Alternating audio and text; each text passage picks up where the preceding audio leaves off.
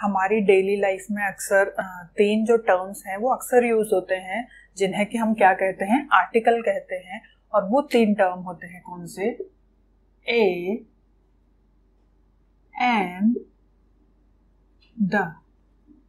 A and the, ये तीन जो टर्म है, चाहे वो ए की बात हो, चाहे एन की बात हो, चाहे द की बात हो, बहुत ज़्यादा यूज में आता है हमारी डेली लाइफ में। तो इनके बारे में जानना जरूरी है कि कहाँ ए आता है, कहाँ एन आता है और किस तरह के सेंटेंसेस में द आता है। तो सबसे पहले इनको जानने से पहले ये जानना जरूरी है कि इन तीनों टर्म्स को क्या कहा जाता है? आर्टिकल्स कहा जाता है। ठीक है, इंग्लिश में या इंग्लिश ग्रामर में इन तीनों टर्म्स को कलेक्टिवली एक नाम से जाना जाता है या फिर एक चीज के अंदर रखा जाता है, और वो है आर्टिकल। अब आर्टिकल जो होते हैं वो उससे हम कैटेगराइज करते हैं दो टाइप से, दो तरीकों से कैटेगराइज करते हैं, यानी कि वर्गीकृत करते हैं उसको। एक होता है इनडेफिनिट और दूसरा होता है डेफिनिट। जैसे कि नाम से पता चल रहा होगा, इनडेफिनिट का मतलब क्या है? अनिश्चित, यानी कि जो निश्चित नहीं है। और डेफिनिट का मतलब क्या है? जो निश्चित है। ठीक है, जिसके बारे में पता है। इतना समझ में आ रहा होगा। पहला क्या बताया? इनडेफिनिट और दूसरा डेफिनिट।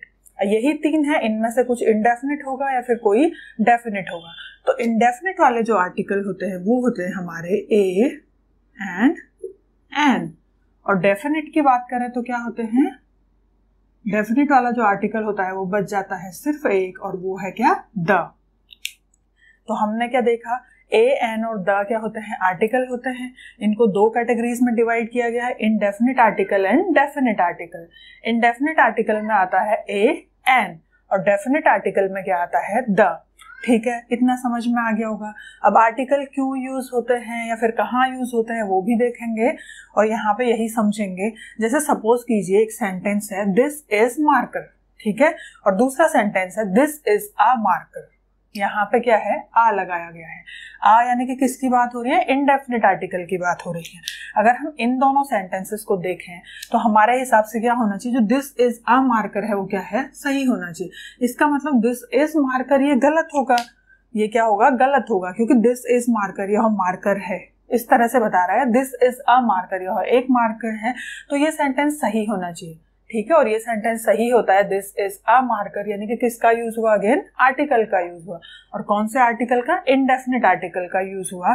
दूसरे सेंटेंस की तरफ चलते हैं, दिस इज अम्ब्रेला, और यहाँ पे क्या है? This is an umbrella. ठीक है, यह एक अम्ब्रेला है। अब यहाँ पे एन आया और यहाँ पे ए आया, ये कैसे आया ये भी हम देखेंगे जब हम देखेंगे क्या इसके बारे में पढ़ेंगे, ए और एन के बारे में या फिर इनडेफिनिट आर्टिकल के बारे में और ज्यादा अच्छे से पढ़ेंगे तो समझेंगे कि ए और एन किस तरह से अलग अलग तरीके से आता है।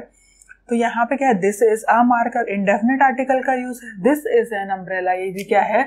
इनडेफिनिट आर्टिकल का यूज है। तो ये वाला सेंटेंस क्या हो जाता है? दिस इज एन अम्ब्रेला सही और दिस इज अ मार्कर सही। ठीक है, इतना समझ में आ गया होगा कि जो आर्टिकल है वो इस तरह से यूज होते हैं। अब क्या आता है क्वेश्चन हमारे दिमाग में कि जो आर्टिकल्स होते हैं वो यूज कहाँ होते हैं, यानी कि उनका इस्तेमाल कहाँ होता है। ये तो हमने सेंटेंसेस के थ्रू थोड़ा सा समझ लिया और शायद आप लोगों को भी समझ आ गया होगा कि जो ए और एन है वो एग्जैक्टली आ कहाँ पे रहा है और क्यों आ रहा है। तो जो आर्टिकल्स होते हैं वो नॉर्मली कहाँ होते हैं यूज?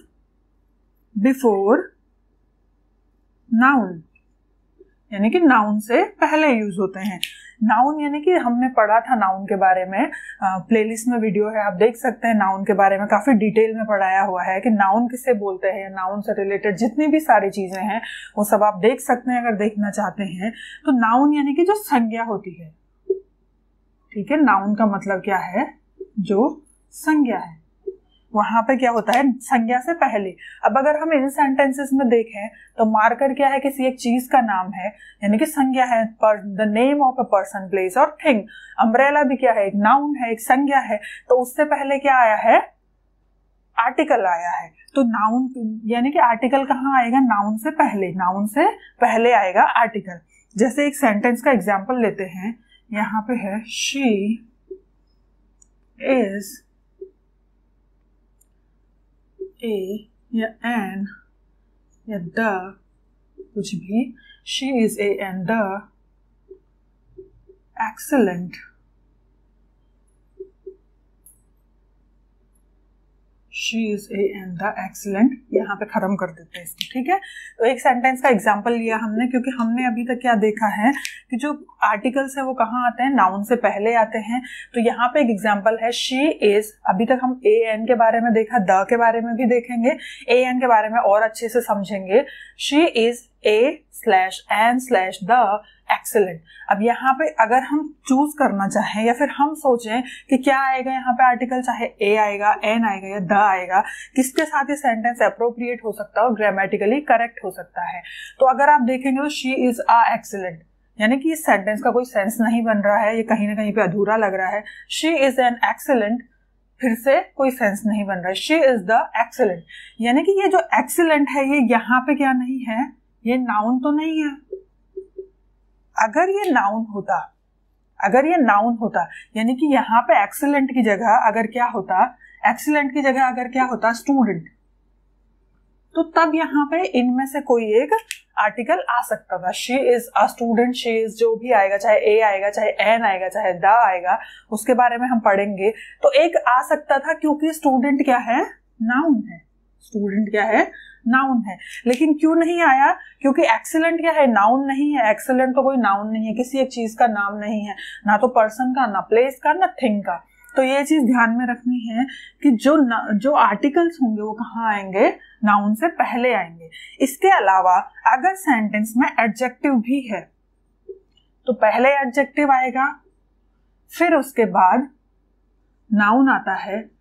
और हमने क्या बताया, जो आर्टिकल होता है वो हमेशा कहाँ पे आता है, नाउन से पहले। लेकिन यहाँ नाउन से पहले अगर एडजेक्टिव है तो आर्टिकल उससे भी पहले आएगा, ठीक है। तो इस बात को ध्यान में रखना है, पहले आर्टिकल आएगा, फिर एडजेक्टिव। एडजेक्टिव यानी कि विशेषण, यानी कि जो विशेषता बताता है, किसकी, संज्ञा की विशेषता बताता है, उसको विशेषण कहते हैं। आर्टिकल आएगा पहले, फिर एडजेक्टिव आएगा और फिर नाउन आएगा। जैसे यहाँ पे देख लेते हैं, इस सेंटेंस को ही देख लेते हैं, she is an excellent student, she is an excellent student। तो आप देखेंगे तो जो एन है, उन आर्टिकल है, किस तरह का आर्टिकल है, इंडेफिनिट आर्टिकल है। जो एक्सीलेंट है वो क्या बता रहा है, एडजेक्टिव है, यानी कि किसकी विशेषता बता रहा है, किसका एडजेक्टिव है, स्टूडेंट का। और स्टूडेंट क्या है, नाउन है। तो इस तरह से चीजों को ध्यान में रखना है कि जो आर्टिकल है उनकी दो कैटेगरी हैं, इनडेफिनिट और डेफिनिट। और आर्टिकल्स कहाँ यूज होते हैं, नाउन से पहले यूज होते हैं। लेकिन अगर सेंटेंस में एडजेक्टिव भी है तो पहले आर्टिकल आएगा, फिर एडजेक्टिव आएगा और फिर उसके बाद नाउन आए। पहले आर्टिकल आएगा, फिर एडजेक्टिव और फिर क्या आएगा, नाउन आएगा। और हमेशा ध्यान रखना है जो आर्टिकल होते हैं वो नाउन के लिए यूज होते हैं, यानी कि नाउन से पहले आएंगे। लेकिन सेंटेंस में एडजेक्टिव है तो पहले फिर क्या आएगा, एडजेक्टिव आएगा। तो इस तरह से आर्टिकल के बारे में इतना समझ में आ गया होगा। अब आने वाली क्लास में हम देखेंगे कि जो आर्टिकल है, यानी कि जो इनडेफिनिट आर्टिकल है, ए और एन के बारे में, या फिर जो डेफिनिट आर्टिकल है, द के बारे में, उसके बारे में और अच्छे से समझेंगे।